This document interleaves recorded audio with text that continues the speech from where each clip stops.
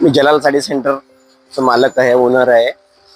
तर हे फूल आहे, हे फूलवरून पहिले इकडे बी असं ब्रॅकेट होतं, जसं ब्रॅकेट इथं आहे, इथं बी ब्रॅकेट होतं. तर हे जास्त अगर पाणी आलं तर फुलावरून वरून इकडे जात होतं पाणी पहिले. तर जसं हे 1.5-2 वर्षानं जसं बिल्डिंग हे अतिक्रमण वर इथं केलेलं आहे, त्यामुळे पाणी माझ्या पूर्ण दुकानात शिरलेलं आहे. इथं फार मोठं नुकसान झालेलं आहे माझं.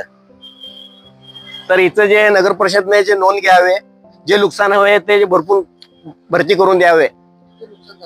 माझे 8-10 लाख रुपयाचं नुकसान झालेलं आहे, पूर्ण पाणी दुकानात गेलेलं आहे.